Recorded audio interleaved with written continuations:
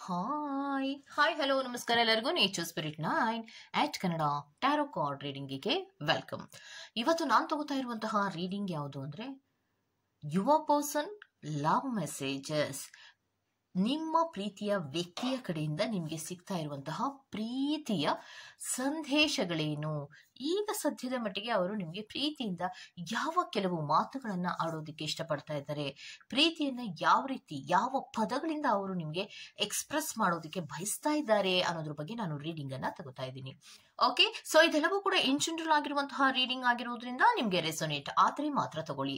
ಹಾಗೇನೆ ಸ್ಕ್ರೀನ್ ಮೇಲೆ ಕಾಣ್ತಾ ಇರುವಂತಹ ಒಂದು ನಂಬರ್, ಅದು ಪರ್ಸನಲ್ ರೀಡಿಂಗಿನ ನಂಬರ್ ಆಗಿರುತ್ತೆ. ಯಾರಿಗೆಲ್ಲ ಪರ್ಸನಲ್ ರೀಡಿಂಗಿನ ಅವಶ್ಯಕತೆ ಇದೆಯೋ ಅವರೆಲ್ಲರೂ ಕೂಡ ವಾಟ್ಸ್ಆಪ್ ಮೆಸೇಜ್ ಅನ್ನ ಮಾಡೋದ್ರ ಮೂಲಕ ಪೇ ಮಾಡಿ ನಿಮ್ಮ ರೀಡಿಂಗ್ಸ್ ಗಳನ್ನ ನೀವು ತಗೋಬಹುದಾಗಿರತ್ತೆ. ಓಕೆ, ರೀಡಿಂಗ್ ಅನ್ನ ಶುರು ಮಾಡೋಣ. ರೀಡಿಂಗ್ ಅನ್ನ ಶುರು ಮಾಡೋಣ. Okay, let start. So reading ಅನ್ನ ಶುರು ಮಾಡೋದಕ್ಕೆ ಮುಂಚಿತವಾಗಿ ನಾವೇನ್ ಮಾಡ್ಬೇಕು? Please select your option.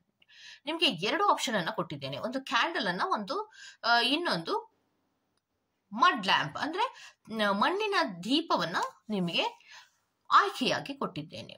So ನೀವು ಕ್ಯಾಂಡಲ್ ಅನ್ನ ಆಯ್ಕೆ ಮಾಡ್ಕೊಂಡ್ರೆ ಫೈಲ್ ನಂಬರ್ 1, ಮಣ್ಣಿನ ದೀಪವನ್ನ ಅಥವಾ ಮಡ್ ಲ್ಯಾಂಪ್ ಅಂತ ಏನ್ ಕರಿತೀವಿ, ಮಣ್ಣಿನ ದೀಪವನ್ನ ಆಯ್ಕೆ ಮಾಡ್ಕೊಂಡ್ರೆ ಫೈಲ್ ನಂಬರ್ 2 ಆಗಿರುತ್ತೆ. ಆಯ್ಕೆಯನ್ನ ಮಾಡ್ಕೊಳ್ವಾಗ ಬಹಳ ಕಾನ್ಸಂಟ್ರೇಷನ್ ಇಂದ ಆಯ್ಕೆಯನ್ನ ಮಾಡ್ಕೊಳ್ಳಿ.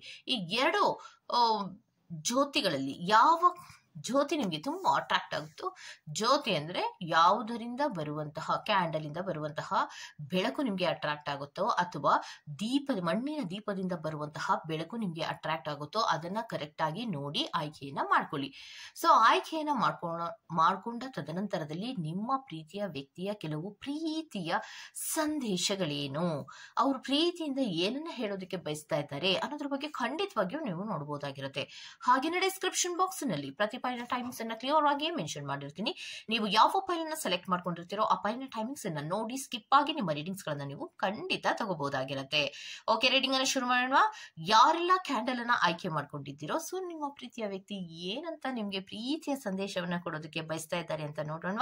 ಓಕೆ, ಪಾನ್ ನಂಬರ್ 1 ಅವರಿಗೆ ನಿಮ್ಮ ಪ್ರೀತಿಯ ವ್ಯಕ್ತಿ ಹೇಳ್ತಾ ಇರುವಂತಹ ಕೆಲವೊಂದು ಪ್ರೀತಿಯ ಸಂದೇಶಗಳು ಏನು ಅನ್ನೋದಾದ್ರೆ, ನಾನು ಈಗಲೂ ಕೂಡ ನಿನ್ನನ್ನು ತುಂಬಾ ಪ್ರೀತಿಸ್ತಾ ಇದ್ದೀನಿ. ಸೊ ಆದ್ರೆ ನಾನು ಏನ್ ಮಾಡ್ಬೇಕು ಅನ್ನೋದು ನನಗೆ ಗೊತ್ತಾಗ್ತಾ ಇಲ್ಲ.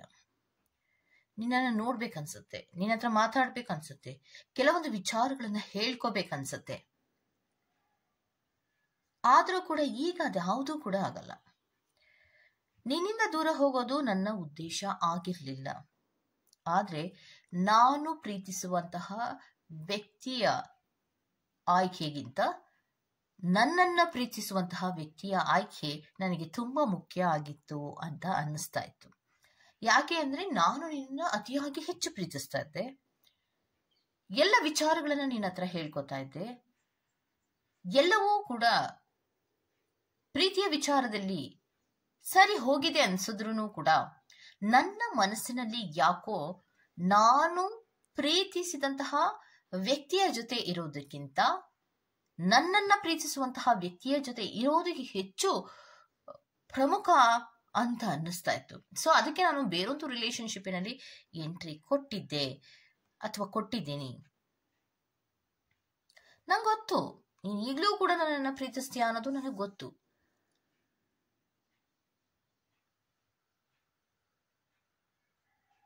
ಆದ್ರೆ ನೀನು ನನ್ನ ಹತ್ರ ನಡ್ಕೊಂಡಂತಹ ಕೆಲವು ಮೂಮೆಂಟ್ಸ್ಗಳಿರ್ಬೋದು, ಅಥವಾ ನೀನು ನನ್ನ ಹತ್ರ ನಡ್ಕೋತಾ ಇದ್ದಂತಹ ಕೆಲವು ವಿಚಾರಗಳು, ಅದು ತುಂಬಾ ನನಗೆ ನೋವನ್ನ ಕೊಡ್ತಾ ಇತ್ತು. ನಾನು ಎಷ್ಟೇ ಪ್ರೀತಿಯನ್ನ ನಿನಗೆ ಕೊಡ್ತಾ ಇದ್ರು ಕೂಡ ನಿನ್ನ ಕಡೆಯಿಂದ ನನಗೆ ಅತಿಯಾದಂತಹ ನೋವುಗಳು ಆಗ್ತಾ ಇತ್ತು. ಸೊ ಆ ಕಾರಣಕ್ಕೋಸ್ಕರವಾಗಿ ನನ್ನ ಆಯ್ಕೆಯ ಬದಲಾವಣೆಯನ್ನ ನಾನು ಮಾಡ್ಕೋಬೇಕಾಯಿತು. ಕೆಲವೊಮ್ಮೆ ನನ್ಗನ್ಸತ್ತೆ, ನನಗೆ ನೀನು ಬೇಕು ಅನ್ನೋದಕ್ಕಿಂತ ನಿನಗೆ ನನಗಿಂತಲೂ ಒಳ್ಳೆಯ ವ್ಯಕ್ತಿಯ ಅವಶ್ಯಕತೆ ಇದೆ ಅನ್ನೋದು ನನಗನ್ಸುತ್ತೆ. ಯಾಕೆ ಅಂದ್ರೆ ನಾನು ಯೋಚನೆ ಮಾಡುವಂತಹ ರೀತಿಗೂ, ನಾನು ಪ್ರೀತಿಸುವಂತಹ ರೀತಿಗೂ, ನಾನು ಮೂಮೆಂಟ್ಸ್ ಅನ್ನ ತಗೊಳ್ಳುವಂತಹ ರೀತಿಗೂ ಅಡ್ಜಸ್ಟ್ಮೆಂಟ್ ಅನ್ನೋದು ನಮ್ಮಿಬ್ಬರಲ್ಲಿಯೂ ಕೂಡ ಇರ್ತಾ ಇರ್ಲಿಲ್ಲ. ಅಂತಹ ಕಾರಣಗಳಿಗೋಸ್ಕರವಾಗಿ ನಾನು ಎಷ್ಟೋ ನೋವನ್ನ ಪಟ್ಟಿದ್ದೇನೆ. ನೀನ್ ನನ್ನನ್ನ ಪ್ರೀತಿಸ್ತಾ ಇದ್ರು ಕೂಡ ನೀನ್ ನನ್ನ ಹತ್ರ ನಡ್ಕೋತಾ ಇದ್ದಂತಹ ರೀತಿ ನನಗೆ ಯಾಕೋ ಸರಿ ಹೋಗ್ತಾ ಇರ್ಲಿಲ್ಲ. ಕೆಲವೊಂದ್ಸತಿ ನಿನ್ನನ್ನ ಮಾತಾಡ್ಸುವಂತಹ ಅವಕಾಶಗಳು ನನಗೆ ಸಿಕ್ಕಿದೆ, ಆದ್ರೂ ಕೂಡ ನಾನು ಮಾತಾಡ್ಸಿಲ್ಲ. ಯಾಕೆ ನನಗೆ ಗೊತ್ತಿಲ್ಲ. ಅವಕಾಶ ಸಿಕ್ಕಾಗ ನಾನು ಯಾಕೆ ನಿನ್ನನ್ನ ಮಾತಾಡಿಸ್ಲಿಲ್ಲ ಅನ್ನೋದು ನನಗೆ ಖಂಡಿತವಾಗಿಯೂ ಗೊತ್ತಿಲ್ಲ. ಆದ್ರೆ ನನಗೆ ತುಂಬಾ ನೋವು ಮಾಡಿದ್ಯಾ. ನನ್ನ ಜೀವನದಲ್ಲಿ ಅತಿ ಹೆಚ್ಚು ನಂಬಿ ಪ್ರೀತಿಸಿದಂತಹ ವ್ಯಕ್ತಿಯಿಂದಲೇ ನನಗೆ ಅತಿ ಹೆಚ್ಚು ನೋವಾಗಿದೆ. ಸೊ ಆ ಕಾರಣಕ್ಕೆ ನೀನು ಎದುರಿಗೆ ಬಂದ್ರು ನಾನು ಏನು ಮಾತಾಡ್ಬೇಕು ಅಂತ ನನ್ಗನ್ಸಲ್ಲ. ಸೊ ಅದನ್ನೇನು ಮನಸ್ಸಿನಲ್ಲಿ ನಾನು ಅಥವಾ ಮನಸ್ಸಿನ ಅಂತರಾಳದಲ್ಲಿ ನೀನು ಎದುರಿಗೆ ಸಿಕ್ಕಿದಾಗ ಮಾತಾಡಿಸಲೇಬಾರ್ದು ಅನ್ನುವಂತಹ ಉದ್ದೇಶ ಏನು ನಾನು ಇಟ್ಕೊಂಡಿರಲ್ಲ. ಆದ್ರೆ ಈ ಹಿಂದೆ ಪ್ರೀತಿಯ ವಿಚಾರದಲ್ಲಿ ಅಥವಾ ನಿನ್ನ ಜೊತೆ ಇದ್ದಂತಹ ಕೆಲವೊಂದು ಟೈಮಿನಲ್ಲಿ ನೀನು ನಡ್ಕೊಂಡಂತಹ ರೀತಿ ನನಗೆ ಅತ್ಯಂತ ನೋವನ್ನು ಕೊಟ್ಟಿದೆ. ಅದರಿಂದ ನನಗೆ ನಿನ್ನನ್ನು ಮಾತಾಡಿಸ್ಬೇಕು ಅಂತ ಅನ್ನಿಸ್ತಾ ಇಲ್ಲ. ಕೆಲವೊಂದ್ಸತಿ ನಾನೇ ನನಗೆ ಪ್ರಶ್ನೆಯನ್ನ ಮಾಡ್ಕೋತೀನಿ, ಸೊ ನೀನು ಯಾವ ರೀತಿ ಮೂವನ್ನ ತಗೋತೀಯಾ, ಸೊ ಅದಕ್ಕೆ ನಾನು ಅಡ್ಜಸ್ಟ್ಮೆಂಟ್ ಆಗಲ್ಲ, ನನಗಿಂತಲೂ ಹೆಚ್ಚಿನ ವ್ಯಕ್ತಿಯನ್ನ ನೀನು ಆಯ್ಕೆ ಮಾಡ್ಕೋಬೇಕಾಗತ್ತೆ ಅಂತ ಅನ್ಸುತ್ತೆ. ಆ ಕಾರಣಕ್ಕೋಸ್ಕರವಾಗಿ ನಾನು ಈ ರಿಲೇಶನ್ಶಿಪ್ ಇಂದ ದೂರ ಹೋಗೋದಕ್ಕೆ ಕಷ್ಟ ಆಗ್ತಾ ಇದ್ರು ಕೂಡ ನಾನು ಪ್ರೀತಿಯ ರಿಲೇಶನ್ಶಿಪ್ನಿಂದ ದೂರ ಹೋಗುವಂತಹ ಪ್ರಯತ್ನವನ್ನ ಮಾಡ್ತಾ ಇದ್ದೆ. ನೀನ್ ನಡ್ಕೊಳ್ಳೋದಿರ್ಬೋದು, ನೀನು ನನಗೆ ಪ್ರೀತಿಯನ್ನ ತೋರಿಸೋದಿರ್ಬೋದು, ನೀನು ನನಗೆ ಪ್ರೀತಿಯನ್ನ ತೋರಿಸೋದಕ್ಕಿಂತ ಹೆಚ್ಚಾಗಿ ನಾನೇ ನಿನಗೆ ಹೆಚ್ಚು ಪ್ರೀತಿಯನ್ನು ತೋರಿಸ್ತಾ ಇದ್ದೆ. ಬಟ್ ನಿನ್ನಲ್ಲಿ ಇದ್ದಂತಹ ಸಿಟ್ಟು ಅಥವಾ ನಿನ್ನಲ್ಲಿ ಇದ್ದಂತಹ ಕೆಲವು ನಡವಳಿಕೆಗಳು ಅವೆಲ್ಲವೂ ಕೂಡ ನನಗೆ ನೋವನ್ನು ಉಂಟು ಮಾಡಿದ್ರಿಂದ ನಮ್ಮಿಬ್ಬರ ನಡುವೆ ಅಡ್ಜಸ್ಟ್ಮೆಂಟ್ ಇಲ್ಲ, ನಾನು ಸರಿಯಾದ ಪಾರ್ಟ್ನರ್ ನಿನಗೆ ಆಗೋದಕ್ಕೆ ಸಾಧ್ಯ ಇಲ್ಲ ಅನ್ನುವಂತಹ ಡಿಸೈಡ್ ಅನ್ನ ಮಾಡಿ ನಾನು ನಿನ್ನ ಪ್ರೀತಿಯಿಂದ ಹೊರಗಡೆ ಬಂದು ನನ್ನನ್ನ ಯಾರು ಪ್ರೀತಿಸ್ತಾರೋ ಅವರನ್ನ ಆಯ್ಕೆ ಮಾಡ್ಕೋಬೇಕಾಯ್ತು. ನೀನ್ ಎಷ್ಟೇ ಬಾರಿ ನನ್ನ ಎದುರುಗಡೆ ಸಿಕ್ಕಿದ್ರು ಕೂಡ ನನಗೆ ಇವಾಗ ನಿನ್ನನ್ನ ಮಾತಾಡಿಸ್ಬೇಕು ಅನ್ನುವಂತಹ ಫೀಲ್ ಏನು ನನ್ಗಾಗೋದಿಲ್ಲ. ಸೊ ನನ್ನ ಪಾಡಿಗೆ ನಾನು ಇರ್ತೀನಿ ಹೊರತು ಯಾವುದೇ ಕಾರಣಕ್ಕೂ ಕೂಡ ನಿನ್ನನ್ನ ಮಾತಾಡಿಸ್ಬೇಕು, ಕಮ್ಯುನಿಕೇಶನ್ಸ್ ಅನ್ನ ಮಾಡ್ಬೇಕು ಅನ್ನುವಂತಹ ಮನಸ್ಥಿತಿ ಏನು ಇರೋದಿಲ್ಲ. ಆದ್ರೆ ಕೆಲವೊಮ್ಮೆ ನೀನು ನೆನಪು ಬಂದಾಗ, ಯಾಕಂದ್ರೆ ಮನಃಪೂರ್ವಕವಾಗಿ ನಾನು ನಿನ್ನ ಪ್ರೀತಿ ಮಾಡಿದಾಗ ನಿನ್ನ ಕೆಲವು ನೆನಪುಗಳು ಕಾಡಿದಾಗ ಈಗಲೂ ಕೂಡ ನಾನು ನಿನ್ನ ಪಿಕ್ಚರ್ ಅನ್ನ ನೋಡ್ತೀನಿ. ನಾನೇನು ನಿನ್ನ ದ್ವೇಷಿಸ್ತಾ ಇಲ್ಲ, ಆದ್ರೆ ಅಡ್ಜಸ್ಟ್ಮೆಂಟ್ ಇಲ್ಲದ ಕಾರಣಕ್ಕೋಸ್ಕರವಾಗಿ ನಾನು ನಿನ್ನಿಂದ ದೂರ ಹೋಗ್ಲೇಬೇಕಾಯ್ತು, ದೂರ ಹೋಗಿದ್ದೀನಿ ಅನ್ನುವಂತಹ ಉತ್ತರವನ್ನ ಕೊಡ್ತಾ ಇದ್ದಾರೆ. ಓಕೆ, ಸೊ ಇದಿಷ್ಟು ಪಾಲ್ ನಂಬರ್ 1 ಅವರ ರೀಡಿಂಗ್ ಆಗಿರುತ್ತೆ. Go to the next pole number 2. Pole number 2, mud lamp ಅನ್ನ ಅಥವಾ ಮಣ್ಣಿನ ದೀಪವನ್ನ ಯಾರೆಲ್ಲ ಆಯ್ಕೆ ಮಾಡ್ಕೊಂಡಿದ್ದೀರೋ ನಿಮ್ಮ ಪ್ರೀತಿಯ ವ್ಯಕ್ತಿಯ ಸಂದೇಶ ಈಗೇನಿರುತ್ತೆ ಅನ್ನೋದಾದ್ರೆ, ಸೊ ನಂಗೆ ಗೊತ್ತು ನಿನಗೆ ಹೇಗೆ ನನ್ನನ್ನು ನಗಿಸ್ಬೇಕು, ಹೇಗೆ ನನ್ನನ್ನು ಸಂತೋಷವಾಗಿ ಇಟ್ಕೋಬೇಕು ಎಲ್ಲವೂ ನಿನಗೆ ಗೊತ್ತಿದೆ. ಯಾಕಂದ್ರೆ ನಾನು ನಿನ್ನನ್ನ ಅರ್ಥ ಮಾಡ್ಕೊಳ್ಳೋದಕ್ಕಿಂತ ಹೆಚ್ಚಾಗಿ ನೀನು ನನ್ನನ್ನು ಅರ್ಥ ಮಾಡ್ಕೋತೀಯ. ಇನ್ನೊಂದು, ಯಾವುದೇ ವಿಚಾರಗಳನ್ನ ಅಥವಾ ಪ್ರೀತಿಯ ವಿಚಾರಗಳನ್ನ ಅಷ್ಟೊಂದು ಈಸಿಯಾಗಿ ನಾನು ಹೇಳ್ಕೊಡಲ್ಲ, ಅಂದ್ರೆ ಬಹಿರಂಗ ಮಾಡಲ್ಲ, ಅಂದ್ರೆ ನಿನ್ನ ಹತ್ರ ಎಲ್ಲ ವಿಚಾರವನ್ನ ಹೇಳ್ಕೊಡಲ್ಲ. ಅದಕ್ಕೆ ನನಗೆ ನಿರಾಸೆ ಇದೆ. ಯಾಕಂದ್ರೆ ಎಲ್ಲವನ್ನ ಪ್ರೀತಿಯ ಫೀಲಿಂಗ್ಸ್ ಗಳನ್ನ ಎಕ್ಸ್ಪ್ರೆಸ್ ಮಾಡ್ಬೇಕಾಗಿತ್ತು, ನಾನು ಎಕ್ಸ್ಪ್ರೆಸ್ ಮಾಡಲಿಲ್ಲ. ಆದ್ರೂ ಕೂಡ ನಾನು ನಿನ್ನ ಜೊತೆಯಲ್ಲಿ ಅದ್ಭುತವಾದಂತಹ ಕ್ಷಣಗಳನ್ನ ಕಳೆದಿದ್ದೇನೆ. ಒಂದು ಪ್ರೆಷಿಯಸ್ ಮೂಮೆಂಟ್ಸ್, ಒಂದು ಸ್ಪೆಷಲ್ ಮೂಮೆಂಟ್ಸ್, ಒಂದು ವಂಡರ್ಫುಲ್ ಮೂಮೆಂಟ್ಸ್ ಅನ್ನುವಂತಹ ರೀತಿಯಲ್ಲಿ ಕೆಲವೊಂದು ಟೈಮನ್ನು ನಾನು ನಿನ್ನ ಜೊತೆಯಲ್ಲಿ ಕಳೆದಿದ್ದೇನೆ. ಆದ್ರೆ ನಮ್ಮಿಬ್ಬರ ಪ್ರೀತಿಯ ವಿಚಾರದಲ್ಲಿ ನಮ್ಮಿಬ್ಬರಿಗೂ ಕೂಡ ಹಾರ್ಟ್ ಬ್ರೇಕ್ಗಳನ್ನೋದು ಆಯ್ತು. ಎಷ್ಟೇ ಪ್ರೀತಿಸ್ತಾ ಇದ್ರು ಕೂಡ, ಏನೇ ಮಾಡ್ತಾ ಇದ್ರು ಕೂಡ ನಮ್ಮಿಬ್ಬರ ನಡುವೆ ಪ್ರೀತಿಯ ಹಾರ್ಟ್ ಬ್ರೇಕ್ ಅನ್ನೋದು ಖಂಡಿತ ಆಯ್ತು. ಇದರಿಂದ ಬೇಜಾರಾಗ್ಲಿಲ್ವಾ ಅಂದ್ರೆ ಆಯ್ತು, ಆದ್ರೆ ಅಷ್ಟೊಂದು ನಾನು ಮನಸ್ಸಿಗೆ ತಗೊಳ್ಳೋದಿಕ್ಕೆ ಹೋಗ್ಲಿಲ್ಲ.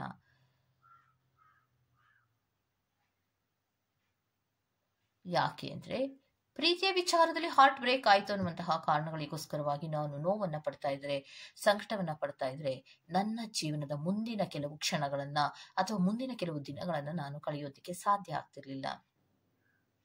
ಅದಕ್ಕೆ ನನ್ನ ಲೈಫಿನಲ್ಲಿ ನಾನು ತುಂಬಾ ಬ್ಯುಸಿಯಾಗಿರುವಂತಹ ಪ್ರಯತ್ನವನ್ನ ಮಾಡ್ತಾ ಇದ್ದೀನಿ. ಈ ಹಾರ್ಟ್ ಬ್ರೇಕ್ ಆದಂತಹ ಕೆಲವೊಂದು ಸಿಚುಯೇಷನ್ಸ್ ಗಳನ್ನ ನನ್ಗೆ ಹೇಗೆ ಸರಿ ಮಾಡ್ಬೇಕು ಅನ್ನೋದು ಗೊತ್ತಾಗ್ತಾ ಇಲ್ಲ. ಅದು ಸರಿ ಹೋಗುತ್ತಾ ಅನ್ನುವಂತಹ ಆಲೋಚನೆಯಲ್ಲಿಯೂ ಕೂಡ ನಾನು ಇರ್ತೀನಿ. ಆದರೆ ಅದು ಸರಿ ಹೋಗೋದಕ್ಕೆ ಸಾಧ್ಯ ಇಲ್ಲ. ನೀನು ನನ್ನನ್ನು ಅರ್ಥ ಮಾಡ್ಕೊಳ್ಳೋದಕ್ಕಿಂತ, ನೀನು ನಿನ್ನ ಫೀಲಿಂಗ್ಸ್ಗಳನ್ನ ನನ್ನ ಹತ್ರ ಹೇಳ್ಕೊಳ್ಳೋದಕ್ಕಿಂತ, ನಾನು ನಿನ್ನ ಹತ್ರ ಕೆಲವು ಫೀಲಿಂಗ್ಸ್ಗಳನ್ನ ಶೇರ್ ಮಾಡಬೇಕಿತ್ತು. ಅದು ಯಾವುದನ್ನೂ ಕೂಡ ನಾನು ಮಾಡಲಿಲ್ಲ. ಆದರೂ ಕೂಡ ನಮ್ಮ ಪ್ರೀತಿಯ ವಿಚಾರದಲ್ಲಿ ಕೆಲವೊಂದು ಕ್ಷಣಗಳು ಏನಿತ್ತಲ್ಲ, ಕೆಲವೊಂದು ದಿನಗಳು ಏನಿತ್ತಲ್ಲ, ಅದು ತುಂಬಾ ವಂಡರ್ಫುಲ್ ಅಂತಾನೆ ಅನ್ಸುತ್ತೆ. ಆದ್ರೆ ಬರ್ತಾ ಬರ್ತಾ ಬರ್ತಾ ನಮ್ಮಿಬ್ಬರ ಪ್ರೀತಿಯಲ್ಲಿ ಏನು ಕೆಲವೊಂದು ಮಿಸ್ಅಂಡರ್ಸ್ಟ್ಯಾಂಡಿಂಗ್ಗಳಿರ್ಬೋದು, ಹಾರ್ಟ್ ಬ್ರೇಕ್ಗಳಿರ್ಬೋದು, ಏನೆಲ್ಲ ಆಯ್ತೋ ಅದಕ್ಕೆ ನಾನ್ ಕಾರಣ, ನೀನ್ ಕಾರಣ ಅನ್ನೋದಕ್ಕಿಂತ ಏನಾಗುತ್ತೋ ಅದು ಎಲ್ಲವೂ ಕೂಡ ಒಳ್ಳೆಯದಕ್ಕೆ ಆಗತ್ತೆ ಅನ್ನುವಂತಹ ರೀತಿಯಲ್ಲಿ ನಾನು ಯೋಚನೆ ಮಾಡ್ತೀನಿ. ನನ್ನ ಫೀಲಿಂಗ್ಸ್ಗಳು ಏನು ಅನ್ನೋದ್ರ ಬಗ್ಗೆ ನಾನು ಅಶ್ಯೂರ್ ಆಗಿ ಹೇಳಕ್ಕಾಗಲ್ಲ. ಸೊ ಆದ್ರೆ ಪ್ರೀತಿಯಿಂದ ಮೂವ್ ಆನ್ ಆಗ್ಲೇಬೇಕಾಗಿದೆ, ಮೂವ್ ಆನ್ ಆಗ್ತಾ ಇದ್ದೀನಿ ಅನ್ನುವಂತಹ ಉತ್ತರವನ್ನ ಕೊಡ್ತಾ ಇದ್ದಾರೆ.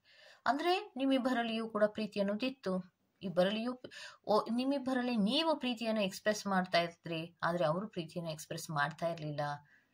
ಹಲವಾರು ಕಾರಣಗಳಲ್ಲಿ ನಿಮ್ಮಿಬ್ಬರಲ್ಲಿಯೂ ಕೂಡ ಕೆಲವೊಂದು ಮಿಸ್ಅಂಡರ್ಸ್ಟ್ಯಾಂಡಿಂಗ್ಗಳಾಯ್ತು, ಮನಸ್ತಾಪಗಳಾಯ್ತು. ಆ ಮನಸ್ತಾಪಗಳನ್ನ ಸರಿ ಮಾಡ್ಕೊಳ್ಳುವಂತಹ ಪ್ರಯತ್ನವನ್ನ ಮಾಡೋದಕ್ಕೆ ತುಂಬಾ ಮುಂದೆ ಬಂದ್ಬಿಟ್ಟಿದ್ದೀರಾ. ಸೊ ಅದು ಸರಿ ಹೋಗುತ್ತೋ ಇಲ್ವೋ ಅನ್ನುವಂತಹ ಆಲೋಚನೆ ಇದ್ರೂ ಕೂಡ ಅವರು ಸರಿ ಮಾಡ್ಕೊಳ್ಳೋದಕ್ಕೆ ಸಾಧ್ಯ ಇಲ್ವೇನೋ ಅನ್ನುವಂತಹ ಯೋಚನೆಯನ್ನ ಮಾಡ್ತಾರೆ ನಿಮ್ಮ ಪರ್ಸನ್. ಯಾಕಂದ್ರೆ ಓಪನ್ ಅಪ್ ಆಗಿ ಮಾತಾಡೋದು ತುಂಬಾ ಕಡಿಮೆ, ಅವ್ರು ಓಪನ್ ಅಪ್ ಆಗಿ ಇರೋದೇ ಕಡಿಮೆ. ಸೊ ಅಂತಹ ಸಂದರ್ಭಗಳಲ್ಲಿ ಅದನ್ನು ಸರಿ ಮಾಡ್ಕೋತೀನಿ ಅನ್ನುವಂತಹ ಮಾತನ್ನ ಹೇಗ್ ಕೊಡ್ಲಿ? ನನ್ನ ಫೀಲಿಂಗ್ಸ್ಗಳು ಏನು ಅನ್ನೋದು ನನಗೆ ಗೊತ್ತಿಲ್ಲ. ಈ ಹಾರ್ಟ್ ಬ್ರೇಕ್ ಆದ ತದನಂತರದಲ್ಲಿ ನಾನು ತುಂಬಾ ಬಿಸಿ ಆಗ್ಬಿಟ್ಟೆ ನನ್ನ ಲೈಫಿನಲ್ಲಿ ಅನ್ನುವಂತಹ ಉತ್ತರವನ್ನ ಕೊಡ್ತಾ ಇದ್ದಾರೆ. ಸೊ ನಿಮ್ಮ ಸಿಚುವೇಶನ್ಗಳು ಏನಿರತ್ತೆ, ಈ ಕೆಲವೊಂದು ಪದಗಳನ್ನ ನಾವು ಹೇಳುವಾಗ ನಿಮ್ಗೆ ಕರೆಕ್ಟ್ ಆಗಿ ಅರ್ಥ ಆಗಿರತ್ತೆ.